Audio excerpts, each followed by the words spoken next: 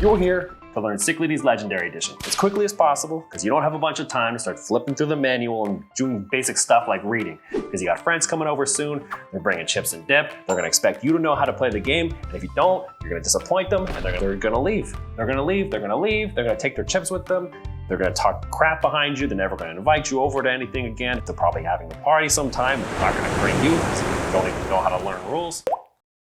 Cyclades brings mythological Greece alive through an epic struggle between factions vying for control of the Cyclades Isles. Through shrewd bidding, strategic development, and merciless conquest, players compete to become the supreme faction chosen by the gods themselves. So let's set this game up. First, place the auction board on the side of the table. Next, shuffle the 5 god tiles and place them randomly in the 5 slots above Apollo. You'll need to turn the bottom 2 gods above Apollo face down, since this tutorial demonstrates a 4-player game. Shuffle the creature cards and place the deck face down on the auction board. Once placed, reveal the first 4 cards of the creature deck. Now shuffle the hero deck and place the deck face down on the auction board. Once placed, reveal the first 2 cards of the hero deck. Place the philosopher and priestess cards in the respective slots on the auction board. Place in the general reserve and off to the side the creature and hero miniatures, the gold pieces, the basic buildings, and the stack of bonus face down metropolis tokens. Now it's time to build Cyclades. Each player takes 2 map tiles at random and places them in the center of the table, making sure they all connect. Each player now takes and places their control tokens, basic troops, and fleets of their color in front of the screen. They then take 5 gold pieces each and place it behind their screen. Now each player takes their offering pawns and places them randomly on the offering order track. Now this next step in setup requires the players to make some important decisions. I recommend revisiting this setup step once you learn the rules of the game. Each player in turn order selects 2 unoccupied land areas on 2 different islands and places a control token of their color on each and a fleet in a sea space adjacent to their selected land space. If that land area contains a priestess icon, take a priestess card. Once everyone has placed 2 control tokens and 2 fleets, proceed with the second round of placement, but this time in reverse turn order.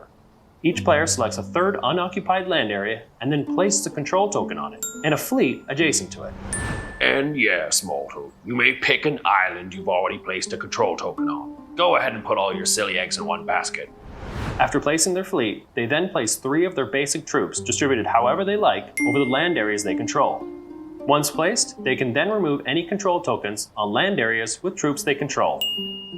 With setup out of the way, let's take a moment to quickly overview and understand the game. The goal of Cyclades is to be the first player to control 3 metropolises at the end of a cycle. A metropolis is like a super building, which possesses the effects of every basic building and provides a one-time immediate bonus. Metropolis tokens are always built in empty building spaces located in land areas you control. You can obtain a metropolis in 4 different ways. First, at any time you control a port, fortress, temple, and university, discard all 4 and build a metropolis.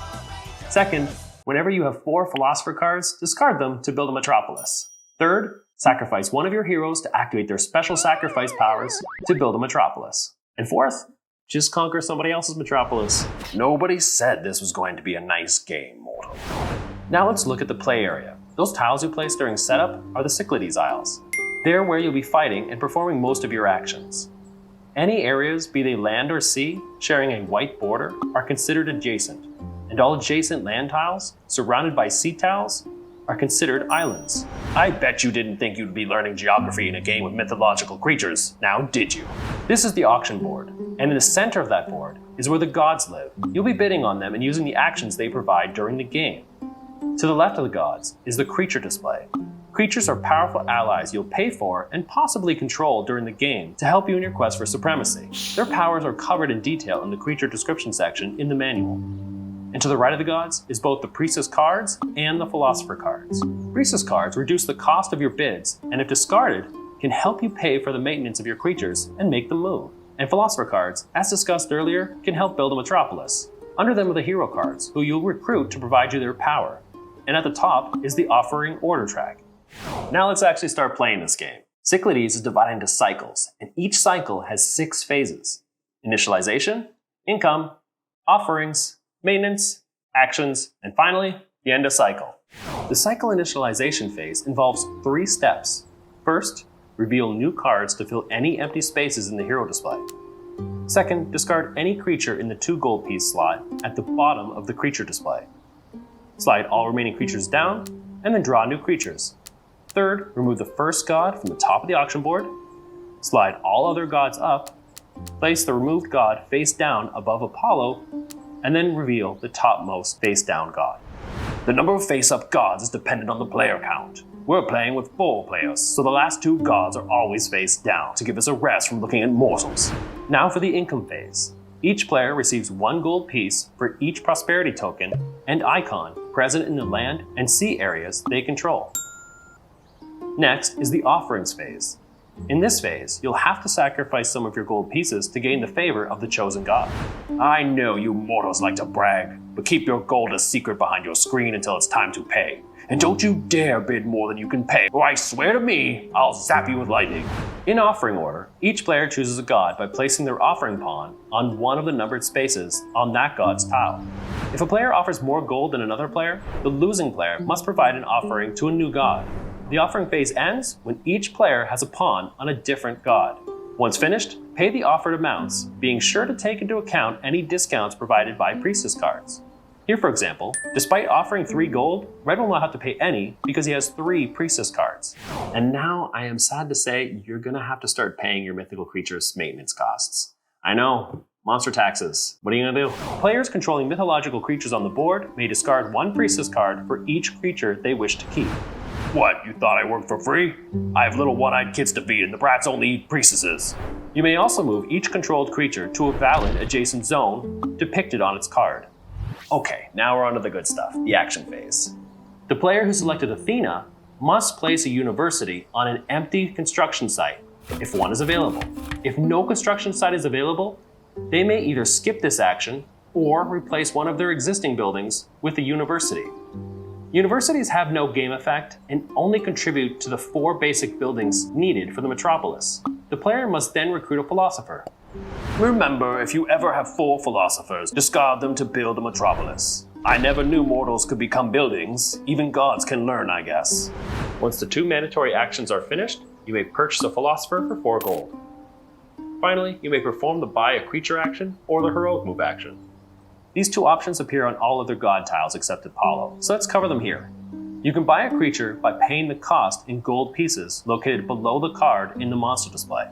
Most creatures have immediate one-time effects. Keep in mind you can't save these creatures for later. Once played, place the monster card in the discard pile. Some creatures have a corresponding miniature, which impacts the land or sea areas on the board. Place the miniature in the corresponding area indicated on the card, regardless of whether you control the area. Land and sea areas cannot contain more than 1 creature at a time. That creature, once placed, remains under your control, provided you pay the priestess cost in the maintenance phase. Just remember you can never place us in a location we are already located. Us creatures like variety too, you know. The other optional action is the heroic move. When performing a heroic move, you can also move as many number of your troops in the same area as the hero. Moving a hero and any accompanying troops you wish costs an escalating amount of gold per move. So the first move would cost 1 gold, the second, 2 gold, and the third move, 3 gold, and so forth. A heroic move is a movement from one land area to an immediately adjacent land area, or one connected by a chain of fleets belonging to the player making the heroic move. A chain of fleets is any number of adjacent fleets connected by sea spaces between 2 land spaces. So here, for example, Blue can make a heroic move from this island to this island, because he has 2 adjacent fleets forming a chain between the 2 islands.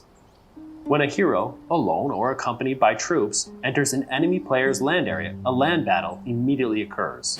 But we'll cover how battles work later. The player who selected Zeus must build a temple, following the usual building rules. Each temple provides a reduction in cost to recruiting creatures in the creature display by 1 gold piece. But each temple's reduction can only be used once per cycle. And if you have enough temples, you can even get a creature for free. We're not in it for the gold, we're in it for the priestesses. The player must then recruit a priestess. The player may then perform the optional actions in any order. You can recruit an additional priestess for 4 gold. The other optional action is that once per cycle, you can secretly peek at the first creature in the creature deck for free, and then pay 1 gold piece to play the card if you so choose. You may also buy creatures and perform heroic moves. The player who selected Poseidon must build a port, following the usual building rules. A port provides +1 strength in battle for fleets in the same sea space as the port. The player must also recruit a fleet. place the fleet in a sea area adjacent to a land area they control. The sea area must be empty or already contain their fleets. The player may then perform the optional actions. Recruit up to 3 fleets, paying 1 gold for the first, 2 for the second, and 3 for the third. Fleets may be placed following the fleet placement rules. You may also move fleets for gold, 1 gold piece per move. A sea move is moving any number of fleets from one sea area to an adjacent sea area. If the arrival area contains an enemy fleet, a sea battle immediately occurs, but again, more on battle later. You may also buy creatures and perform heroic moves. The player who selected Ares must build a fortress, following the usual building rules. A fortress provides +1 strength in land battles where the fortress is present. The player must also recruit a troop by placing a troop from their supply to a land area they control. The player may then perform the optional actions, in any order.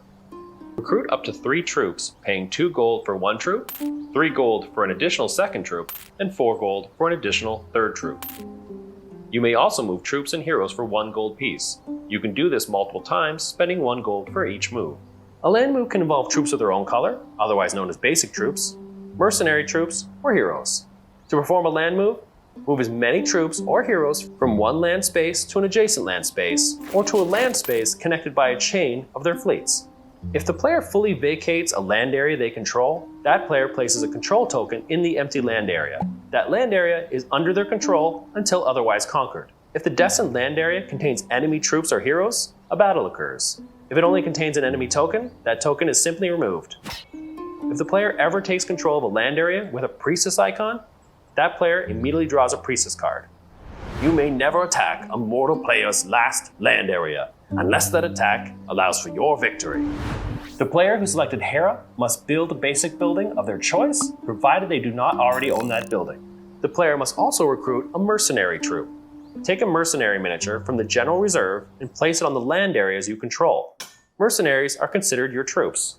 The player may then perform the optional actions. They may recruit up to 3 additional mercenary troops, paying 1 gold for 1 troop, 3 gold for a second troop, and 5 gold for a third troop. Mercenary troops are placed in lands they control. They may also recruit a hero for 4 gold.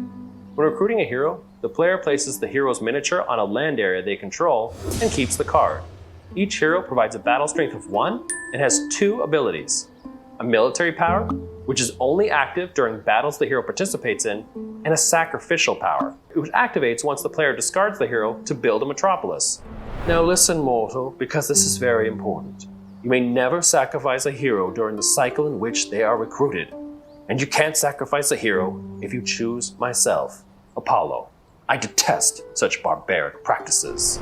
Finally, the player who selected Apollo will always play last, but they'll also be the first to bid in the next round. That player gains 2 prosperity tokens. One is placed on a land area under their control, and the other in a sea area under their control. Once placed, gain 2 gold pieces. Now that we've covered all the actions, let's briefly go over how the battles work for both land and sea spaces, since mechanically they're almost identical. I'll be referring to fleets, basic troops, heroes, and mercenaries as units for the sake of brevity. Just know that fleets and ports can't contribute to land battles, and mercenaries, basic troops, heroes, and fortresses can't contribute to sea battles. In battle, each participating player determines their battle strength. To do so, they add 1 strength for each unit they control in the contested area. They then add 1 strength for each port or fortress they control in the contested area. They then roll a die and add that number to their battle strength. The player with the lowest total battle strength loses the round and removes 1 of their units. Basic troops and fleets go to the player's personal supply, while mercenaries go to the general reserve. If the player's tied, each participating player removes 1 unit. If both players still have units, the defender may choose to retreat to an adjacent sea area if it's a sea battle, or land area if it's a land battle. The retreated areas must be under their control or empty. If neither player chooses to retreat, a new round of battle begins, resuming from the first step. This continues until there is only 1 player left in the battle area. That player takes control of that area. If both players eliminate one another, the area is not controlled by anyone. Once all players are finished their turns, the cycle ends and a new cycle begins. If, however, 1 or more players controls 3 or more metropolises, the game ends. The winner is the player who controls the most metropolises. In the event of a tie, The player with the most gold left behind their screen is the winner.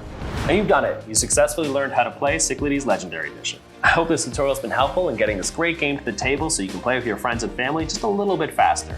And if it has, be sure to like and subscribe and do all the YouTube stuff. Thanks a lot for watching, guys. Bye. And they won't give you gifts on your birthday anymore.